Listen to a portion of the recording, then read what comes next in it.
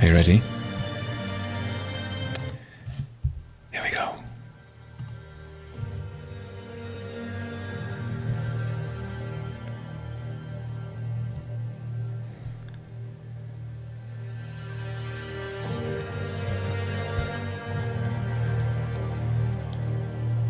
All are architects of fate, working in these walls of time.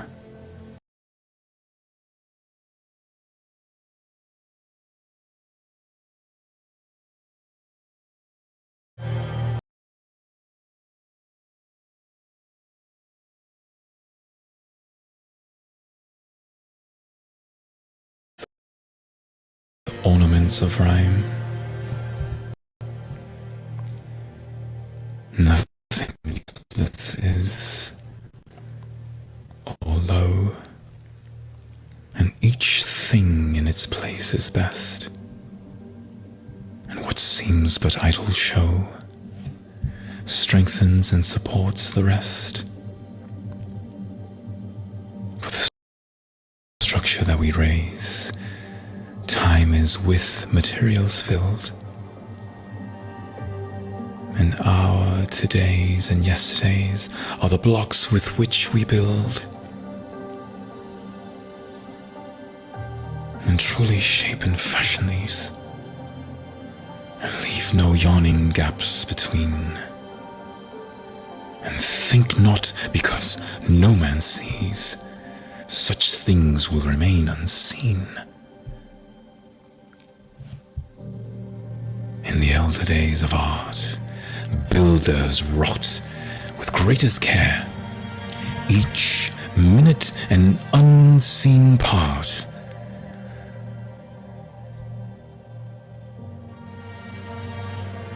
For God sees everywhere.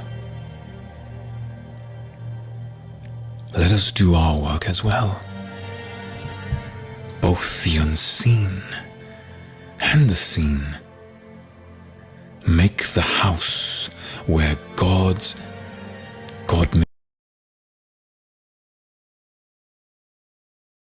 may dwell. Beautiful, entire, and clean. Else are complete.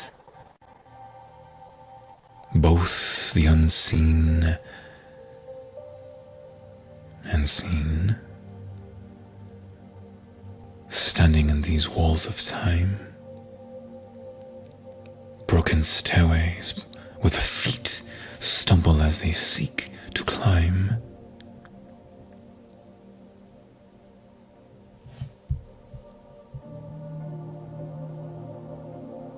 Build today, then strong and sure, with a firm and ample base, and ascending and secure, shall tomorrow find its place. And thus alone can we attain to those turrets where the eye sees the world as one vast plain, and one boundless reach of sky. Boundless reach of sky. That was The Builders by Henry Wadsworth Longfellow. What an extraordinary poem.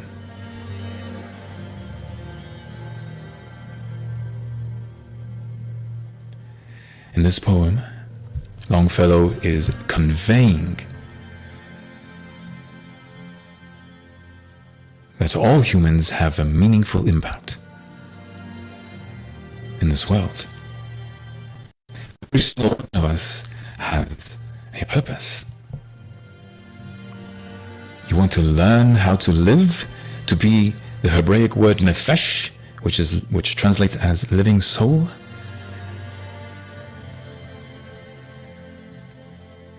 Then understand you have meaning. But if you want to understand it, if you want to unravel it, then you must learn to labor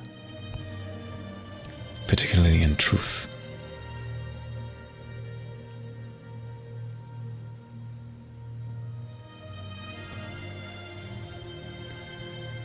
You see, this is how Longfellow uses similar metaphors to portray humans, mankind, as ornaments, right? Architects of fate, working in these walls of time. Truly shape and fashion these, and leave no yawning gaps between, and think not, because no man sees, such things will remain unseen.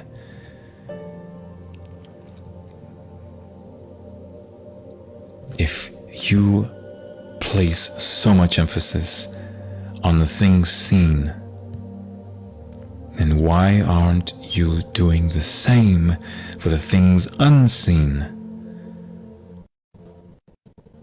This is what it means to build. If you are Nefesh, you are a living soul that builds, that creates. You can't create anything from nothing, but we can create, we can make things. Which, once again, poiesis is one form of creating, because the Greek word for poiesis is in the making. So it's constantly being made. Understand?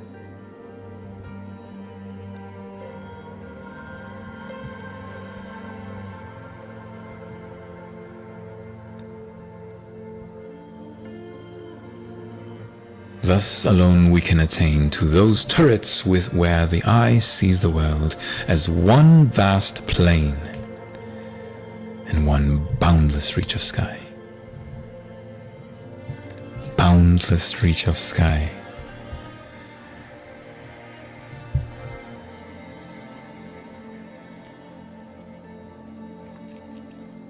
If you ever want to be amazed, or remind yourself of what it feels like to be amazed, sit on a nice pasture one day, out in the field somewhere, and just look at the sky. Wait till the sun sets, and if it's not too cloudy, then maybe the stars will come out. And look at them.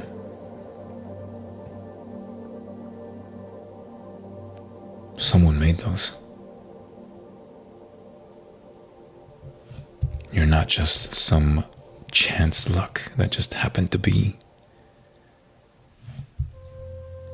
You're a nefesh, a living soul that has a purpose. And if you want to be reminded of just how amazing that is, look at the stars at night. That's what amazing feels like. Only 1,000 times more when you understand your own meaning. This is the J. Roland Speaks podcast. Hope you guys enjoying the show. Alright guys, we got a few more to crank out here before I start deteriorating.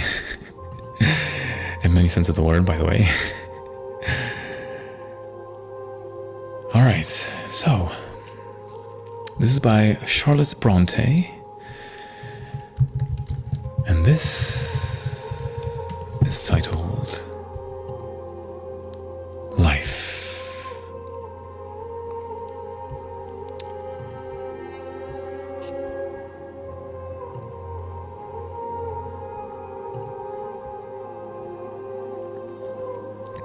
Life, believe, is not a dream, so dark as sages say, and oft a little morning rain foretells a pleasant day. Sometimes there are clouds of gloom. But these are transient all. If the shower will make the roses bloom, oh, why lament its fall? Rapidly, merrily, life's sunny hours flit by. Gratefully and cheerfully enjoy them as they fly. And what though death at times steps in and calls our best away? What thou sorrow seems to win over hope a heavy sway? Yet hope again, elastic springs, unconquered though she fell. Still buoyant are her golden wings, and still strong to bear us well. Manfully and fearlessly the day of trial bear. For gloriously and victoriously can courage quell despair.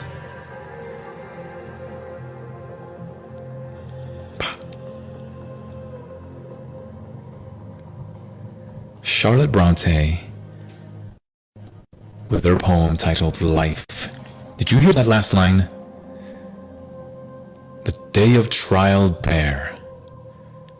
Fearlessly, for gloriously, victoriously can courage quell despair. Douse it.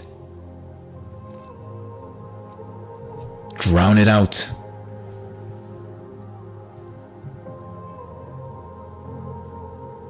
Suffocate it. But you must face it. You must acknowledge it. You must not just be, but living, be nefesh, and speak life through poesis.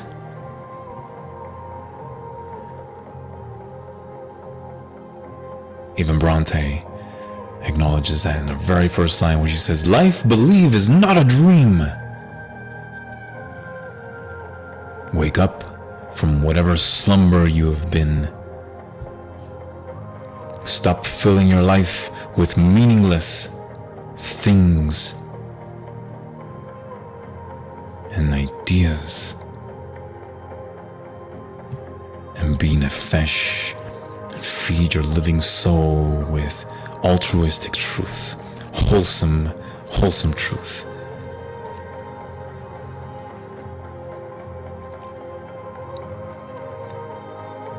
Study what mercy means, where it comes from, and who actually showed it to the best way possible, which is also the best definition of love as well.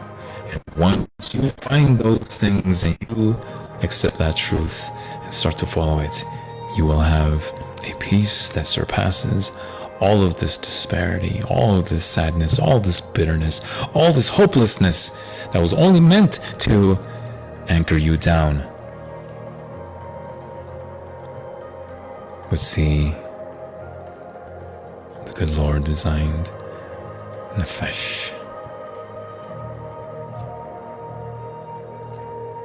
and He wants you not to die, but live and proclaim what He has done for you.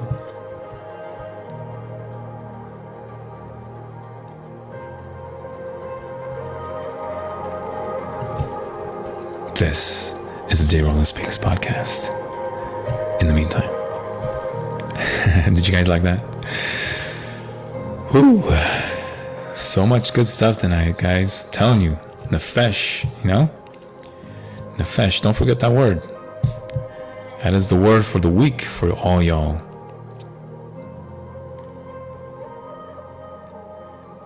All right.